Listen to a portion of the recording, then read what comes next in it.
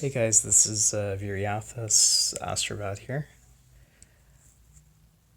This match, well, I had no mistakes, I had no inaccuracies, no major ones, so I thought I would go through this match because it's low rated, but it's done well,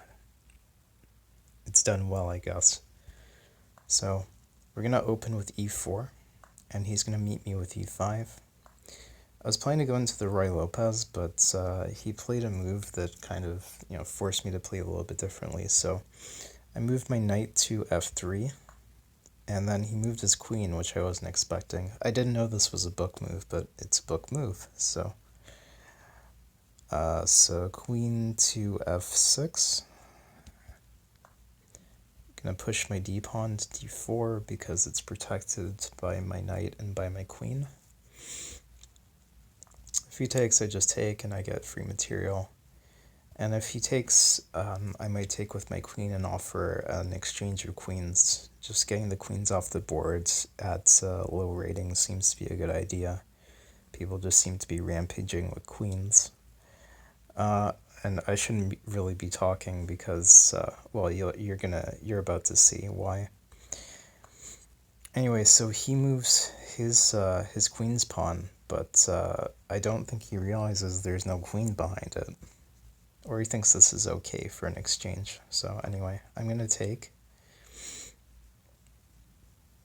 And obviously he can't take the pawn, otherwise I take his queen. But, yeah, I don't know, he takes the pawn. So I take his queen. And then he takes a pawn back in exchange. So I'm going to move now my bishop from f1 to b5, checking his king. And he's going to block that off. So I see this other idea, c1 to g5. If you notice, my queen has a very good mating attack here. I just have to move it all the way to d8, and that's checkmate. There's nothing he can do to prevent that, except move this pawn here. So now I'm thinking, okay, what do I do from here? So my idea was queen from d1 to h5. It's checking the king, see what he does. Moves the pawn. So I'm thinking of a sacrifice to make. Sacrifice my bishop. Taking the pawn with check. He takes his pawn. It would have been better to take with his knight, but this is what ended up happening. And now I'm going to take with my knight on g6. So the idea here, well, if he takes the knight with the pawn, then I'm going to take his rook. If he takes my bishop, I'm going to take his rook with check. So either way, these moves aren't particularly good for him. I think in any scenario I'm winning material here. I am making a sacrifice, but I am going to gain material as compensation. Unless there's something that I'm missing, which I might be. Anyway, he takes his pawn and captures the bishop. So now I'm going to take his rook with check. He's going to have to move his king because no other piece can protect right now. And then I'm going to check him again. He's going to defend with his knight. Okay. I'm going to check with my knight. He's going to move back. Let's see. Castles. Seems like a safe time to castle. I lose my knight, but that's okay. It's not a big deal. I'm going to check him. Keep him locked here. His pieces aren't developing. As you notice, his pieces are all kind of in the back rank. He's constantly having to move his king because his king isn't safe. So I do have an initiative here to keep attacking. I'm going to take his pawn because it's free. And this also pins his knight. So he's going to attack with his light square bishop. He's going to attack my queen. I'm just going to move my queen up, advance one space, maintaining the pin on the knight, and attacking the bishop now. So he's going to bring his his second knight into the defense. And I'm going to move my queen back a bit. This is a good move, but apparently not the best move. But given the way that I ended up winning, I don't know how that would have affected if making the best move would have been the best move. I don't know if that makes sense. Anyway, so he moves his pawn to was this h5. So now I see a decent escape route where I'm attacking two pieces. I'm gonna. Oh, sorry. That's thinking too far ahead. I want to develop my knight on c3 because I want to connect my two rooks. I want to make sure that I have my rooks protected, my back rank protected. And if need be, I'll be ready to push g3 to give space to my king because I don't want to get a back row mate. So he moves his bishop to attack my knight. That's okay, my knight's protected. There might be other reasons for this that I'm not seeing. I am a low-rated player, so I don't see everything. I don't necessarily understand all the intuition and the theory behind the moves. So I'm going to protect that piece, my pawn, because it's hanging. I'm going to protect it with my my rook, moving it to c1.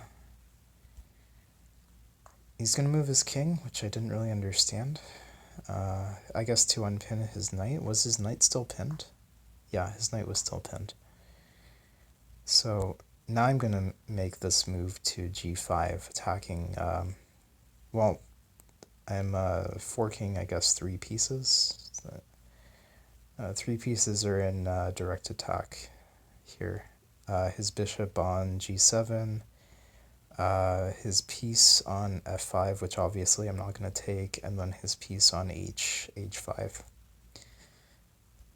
So he's going to move his bishop, obviously doesn't want to lose that. I'm going to grab his pawn, because it's safe to take. And he moves his rook. Not really sure what the idea is behind that move. Maybe just keep all his pieces together. And then also, I kind of understand, because if I check him in the back row, which I'm not going to do, but if I do check him in the back rank, I guess he has it protected with his knight. I'm not too sure. Anyway, so my idea is I'm going to push g4. Yeah, it makes my king less safe, but I want to try to get rid of some of his minor pieces here. His light square bishop, it would be really good if I could take it. So he moves his light square bishop to safety on g6, and then I see some ideas. So I'm going to move my queen here to a5 with check, and he decides to move his knight. So that exposes his king to another check here, so I'm going to do that. I'm going to check his king. And yeah, this is where he blunders because he moves his king to the wrong side, and now a7, queen to a7 is just mate. The entire file, the entire D file, is occupied by my rook. My queen is now occupying the entire file on a7, and there's just nowhere for this this king to go. He can't move to any spaces, so that's checkmate. It's a really simple idea, and it's kind of a nice mate because all of his pieces that would be able to defend, they're all on the opposite side. So yeah, this was cool. Anyway, I just wanted to share that game because I apparently made no mistakes or blunders, and I usually do in these games. So that was a good low rated match for me. Reports. So this is like tells you your accuracy, like how well you did. 84.98% accuracy versus 60.2% accuracy. I made the best move 53.8% of the time. My opponent made the best move 48% of the time. It tells you like each individual piece, like how accurate your move was. So my opponent made 3 inaccuracies and then the fatal blunder at the end that cost the game. But aside from that, he did pretty good defending. And yeah, I'm not overly impressed by winning as white. It's far more impressive to win as black because you don't have the opening initiative. So anyway, that's it. Thank you guys for watching and take care. Bye bye.